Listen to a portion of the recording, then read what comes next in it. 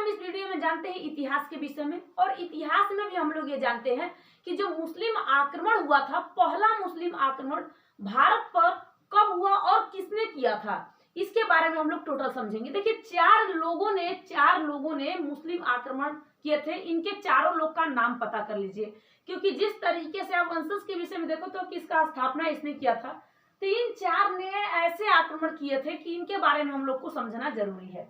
जैसे पहले में आता है मोहम्मद बिन कासिम। इसने पहला आक्रमण, मुस्लिम आक्रमण इसने किया था। कब? भारत पे आक्रमण इसने किया था। इसे अरबी आक्रमण कहा जाता है। पहला अरबी आक्रमण इसी ने किया था, ठीक है, भारत पे। दूसरे में आया था महमूद गजनवी, और तीसरे में आया था मोहम्मद गौरी, चौथे में आया था बाबर। बाबर पढ़ने के बाद हम लोगों को पढ़ लेना होगा कि किस तरीके से अंग्रेजों ने आए थे और भारत पे आक्रमण अपना किए थे। अब मतलब भारत पे अपना अपना राज करना स्टार्ट कर दिए थे। जब हम मोहम्मद गौरी के विषय में समझेंगे तब ये जानेंगे यहाँ पे कि इसने 17 बार टोटल आक्रमण किया था, और इसने इसलिए किया कि ये पहले जहां मतलब इसने जो 17 बार आक्रमण युद्ध किया था, तो छोटे छोटे हर एक एरिया में इसने युद्ध करना यानी आक्रमण करना स्टार्ट कर दिया था। कौन? मोहम्मद गजनवी, ठीक है। इसे ये मतलब गजनी था, गजनी एरिया का था, मतलब अफगानिस्तान में एक गजनी एरिया है, जगह है, वहां का ये था। तो इसका नाम है मोहम्मद गजनी। तो इससे आप लोग कंफ्यूज में नहीं होना। इससे पहले हम लोग मोहम्मद बिन कासिम के विषय में समझेंगे। जो मोहम्मद बिन कासिम है, इसने जो आक्रमण किया था इसके बारे में समझिए, क्योंकि पहला मुस्लिम आक्रमण पूछता है तो आप लोग बता देना इस मोहम्मद बिन कासिम ने ये अरब आक्रमण हुआ था भारत पर। तो भारत पर जो आक्रमण हुआ था, ये जो सिंध का एरिया है, सिंध अभी भी आप लोग जानते हो कि पाकिस्तान में जो सिंध एरिया है, वहां पे इसने किया था 712 में। 711 से लेके 712 तक इसने यहाँ पे युद्ध किया, और दो जगहों पे इसने किया था। एक किया था मतलब मुल्तान में, और एक किया था इसने सिंध में। ये दो जगहों पे इसने अपना युद्ध किया था। लेकिन बहुत भीषण जो युद्ध हुआ था, ये युद्ध हुआ था सिंध में, और जो 712 में इसने युद्ध किया था। इस युद्ध को कहा जाता है रावल का युद्ध। इसने वहां पे बहुत लोगों को मृत्यु के घाट पहुंचा दिया या मार दिया। एकदम खूने खून वहां बना दिया, लोगों को मारना पीटना, मतलब इसका काम था। इसने धीरे धीरे, अब ये इसका ये भी काम था कि अगर कोई इस्लाम धर्म को नहीं मानता था, उस पे ये भी कर्ज मतलब टैक्स लेने का काम करता था। ये बहुत अपने माइंड में सेट कर दिया था। और इसने जिस तरीके से हम लोगों ने जैन धर्म के विषय में देखा, बौद्ध धर्म के विषय में देखा था, बौद्ध धर्म को फैलाना, जैन धर्म को फैलाना, इसी तरीके से इसने फैला दिया था इस्लाम धर्म को। धीरे धीरे इस एरिया को, इस्लाम धर्म को इसने फैलाना स्टार्ट कर दिया था। और जो रावल का युद्ध हुआ था, वो युद्ध हुआ था सिंध के जो राजा थे, उनका नाम था दाहिर। दाहिर को हरा दिया था इसने। किसको? दाहिर को इसने हरा दिया था, पूरी तरीके से इसे परास्त कर दिया था। और ये आगे बढ़ता गया, और आगे बढ़ के इसका काम था कि ये आए और भारत में आए और अच्छे खासे लूट पाट करे। आपको पता है कि भारत को सोने का चिड़िया कहा जाता था, क्योंकि जितने भी लोग आए हैं यहाँ पे लूटने के लिए आए थे। जितने लोग आप देख रहे हैं ना, ये जितने भी आए थे लूटने के लिए नहीं, लूटने के लिए तो ये 3 के 3 ही आए थे। ये तो आ गया था, इसमें मोहम्मद गौरी जो ये था, ये इसकी बेटी की शादी हो गया था, तो अपने एक सैनिक को यहाँ पर एबल, उसका नाम था एबल नाम था, उसको इसने भेज दिया था भारत में। इसके बारे में आपको बताऊंगी पूरा, लेकिन फिलहाल में आप लोगों को समझना क्या चीज है मोहम्मद बिन कासिम के विषय में। तो इसने क्या किया था कि इसने युद्ध किया, और दो जगहों पे युद्ध करने के बाद ये आगे बढ़ा तो इसने ज्यादा कुछ नहीं, लेकिन इसने क्या किया था कि एक जजिया कर लगा दिया था। जजिया कर का मतलब होता है कि अगर आप इस्लाम को नहीं मानते हो तब आपको ये कर देना पड़ेगा। तो अब जजिया कर किसने लगाया था? तो किसने लगाया था? मोहम्मद बिन कासिम ने लगाया था जजिया कर। ये आपके माइंड में हो जाना चाहिए। देखो, बहुत जरूरी है सेट करना, समझना उसको। पहले इतिहास पढ़ने से पहले हम लोगों को, जब हम देखते हैं इतिहास के विषय में, तो हम एक बार उसे समझते हैं कि चलो कोई बात नहीं, ये मुस्लिम आक्रमण हुआ था। जब आए थे बाहर से तो कहाँ कहाँ से आए, अफगानिस्तान से आए, कहाँ से आए, सब आए थे और आके भारत पर आक्रमण कर दिए थे। तो पहला मुस्लिम आक्रमण हुआ था, पहले बार इसने कर दिया था, दूसरे बार उसने किया। ये सारी की सारी इसमें आपको डिटेल में कहानियां मिलती रहेगी, मतलब इसका आप इतिहास समझते रहोगे। जिसने इतिहास पढ़ा ही नहीं उस इतिहास के बारे में क्या समझेगा। जिसको फिजिक्स केमिस्ट्री ये सब के में है तो उसी में रहता है, बायो में मतलब मस्त। लेकिन जिसको जिसको अलग सा टॉपिक, इतिहास तो हर एक लोग को जानना जरूरी है, चाहे वो हिस्ट्री, चाहे वो फिजिक्स केमिस्ट्री बायो कुछ भी पढ़ता हो, चाहे मैथ साइंस कुछ भी लिया हो, लेकिन उसको क्या पढ़ना है, इसको पढ़ना जरूरी है। इतिहास, अपना इतिहास जानना जरूरी है कि बाबर कब आया था, बाबर ने मतलब क्यों आया था, इसको कौन बुलाया था, ये सारे की चीज आपको जानना जरूरी है। ठीक है, इसने क्या किया कि ये कर लगा दिया था। क्यों लगाया था? क्योंकि जो इस्लाम धर्म को नहीं मानता था उसके लिए इसने कर लगा दिया था कि आपको जजिया कर आपको देना पड़ेगा अगर आप नहीं मानते हो तो। लेकिन इसके अंदर एक दया क्या थी कि इसने 5 लोगों पे कर नहीं लगाया था, मात्र 5 लोगों पे इसने कर नहीं लगाया। और जो कर नहीं लगाया था उसका, जैसे मान लीजिए कि कोई एक महिला है, महिला अगर माने या ना माने उस पे कर लगाने का मतलब ही क्या बनता है। अगर अब जिद कर देगी कि ना मानेंगे तो उस पर कोई जबरदस्ती कर सकता है कि तू मान, नहीं मानेगी, कहाँ से कमा के देगी, कर कैसे देगी, नहीं दे पाएगी। तो अगर ना माने, ना कर दे तो कोई दिक्कत नहीं। उसने जो मोहम्मद बिन कासिम था, इसने एक बच्चों पर कर नहीं लगाया था।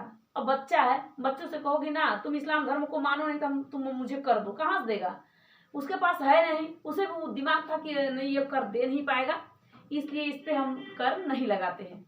एक बूढ़ा व्यक्ति, बूढ़े व्यक्ति पे उसने कर नहीं लगाया था। वो भी जानता था कि इस बूढ़े व्यक्ति से अगर हम कर लगा देंगे तो ये फिर बूढ़ा व्यक्ति हिलता डोलता रोटी के लिए दूसरे के पास खुद ही मर रहा है, इसको क्यों हम इसके ऊपर कर लगाएं। इस तरीके से उसने इनके ऊपर कर नहीं लगाया।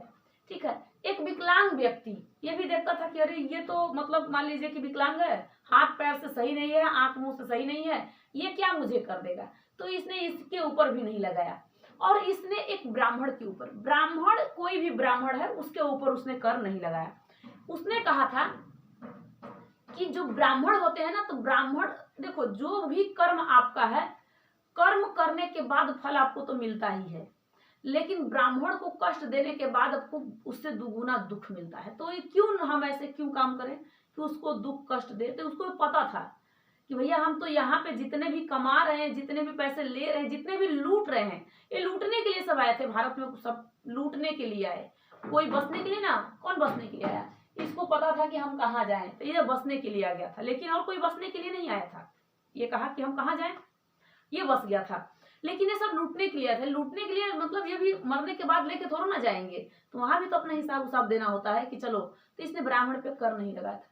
लेकिन इस अब एक राजा जो आया था, उस राजा का जब नाम था फिरोज शाह तुगलक, इसने लगा दिया था कर ब्राह्मणों पे भी, कहा ब्राह्मण पे कर लगाया जाएगा। तो इसने ये जो जजिया कर है इसके ऊपर लगा दिया था, ब्राह्मणों के ऊपर, बोला ये भी देंगे। लेकिन उसी में जो अकबर आया था, अकबर ने कहा कि एक कर कैसा, कर और नहीं लगाना है, तो कर इसने वहां पे लगाने नहीं दिया।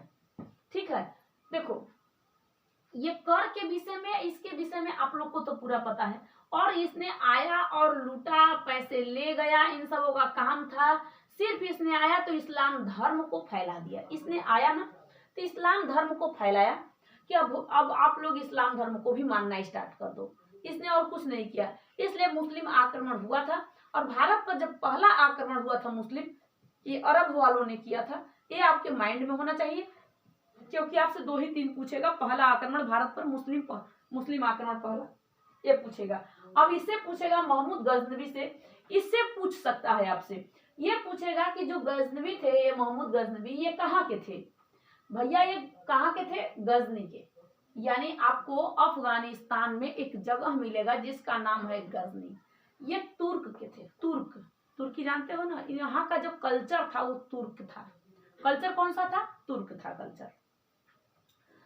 तो ये इनका कल्चर जो था तुर्क था। अब ये जब आए थे तो ये 1000 से लेके 1027 तक इसने 17 बार टोटल भारत पर आक्रमण किया था। बहुत मतलब किया था। लेकिन सबसे ज्यादा नाम लिया जाता है जो सोमनाथ में, गुजरात के सोमनाथ मंदिर को इसने लूटा था, वहां का जो राजा जयपाल था उसने कुछ कर नहीं पाया, उसने छोड़ दिया। इसने वहां पे चाहे किसी को भी मारता काटता गया, सोमनाथ मंदिर के जितने भी धन दौलत जो भी था मंदिर अंदर लूटा, मंदिर में से मूर्ति भी लेके चला गया। ये इसका एक काम था।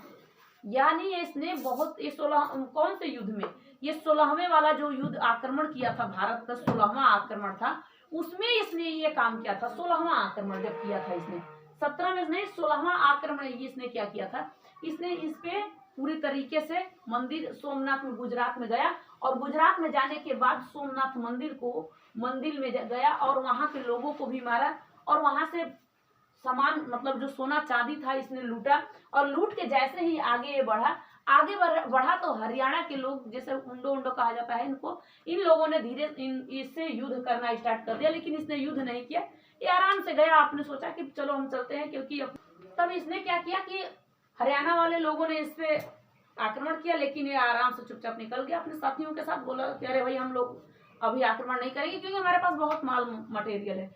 इसने सोमनाथ के मंदिर का जो मूर्ति है ये भी निकाल लिया था। तो सोमनाथ की जो कहानियां है ना, सोमनाथ मंदिर में जो इसने किया था, ये भी आपको पूरा पता होना चाहिए।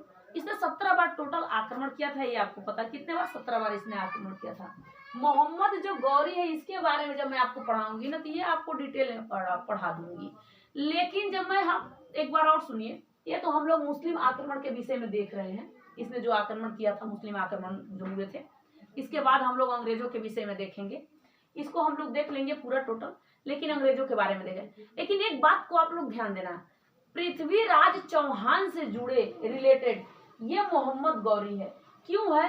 क्योंकि इसको 16, 17, 18 बार पृथ्वीराज चौहान ने इस इंसान को हराया था।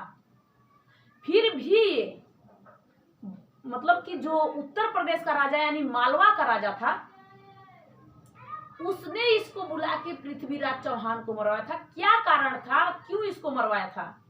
ये जो मोहम्मद गौरी है, ये आया, इसको बहुत बार पृथ्वीराज चौहान, जो राजस्थान का राजा पृथ्वीराज तृतीय कहिए उन्हें या पृथ्वीराज चौहान कहिए, उन्होंने इसको इतने बार हराया था।